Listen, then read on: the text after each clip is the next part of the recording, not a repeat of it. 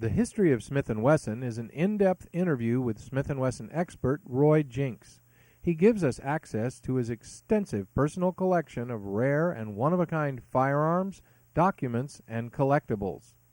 In 3 hours of exclusive video, Roy brings to life the history of these amazing men and their company like never before.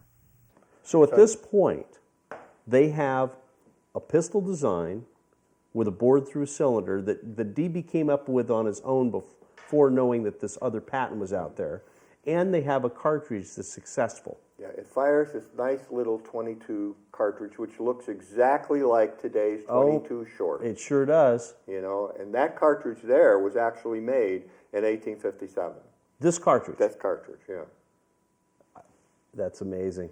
The interesting thing about it is, of course, when they advertise the gun, and this is the first of the advertising sheets on the gun, in the instruction for the gun, the thing is that they claim, and I'd love to read this, is that the above is a full-size drawing of the #1 pistol. It's the lightest revolver in the world and shoots with as much force as any other arm. Well, that might have been a slight exaggeration. Of the rules, yeah. But you know what? I bet you the 22 long rifle and all variants, including the shorts, have killed more people than just about any other handgun caliber through the years. Well, it certainly has provided more sport and more fun for a lot of us. And without the 22, a lot of us would have never learned to shoot. That's a fact. I mean, you know, we all cut our teeth starting with a 22 rimfire. It was really a fun way to still is. It is. It's my favorite thing to do. It's and a wonderful it's still cartridge. affordable.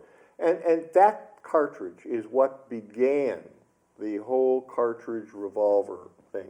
Now, you got to put this in perspective in the sense that now we have the first metallic cartridge revolver, and it's the first waterproof cartridges.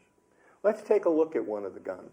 Now, This is really I want to point out, though, this is really a quantum leap forward. Oh, absolutely. Everything prior to this had been, paper cartridges, primers, basically rolling your own, if you will. And now they've leapt forward into this rimfire cartridge for a revolver that's much lighter and much faster to load. Yeah. So this is what the gun looked like, and this is the way it was packaged. This is what was called the #1 pistol. We call it the Model 1 first issue today. Is that and gorgeous? And that's it in the original box, as it was sold in 1858. That is absolutely gorgeous. But this is not the only way you could buy it. If you wanted to have your gun in a presentation case, Smith & Wesson also offered what was called a gutta-percha case, which was the first of a molded style plastics. It's actually, the case is made out of shellac and formed in a mold, and the gun is inside, held all the cartridges and that. That is really wonderful. Yeah, but if you take a look at this label, this is one of the only ones I've ever seen with a label inside the cover. This gun was actually sold in Richmond, Virginia, and was actually carried by a Confederate soldier.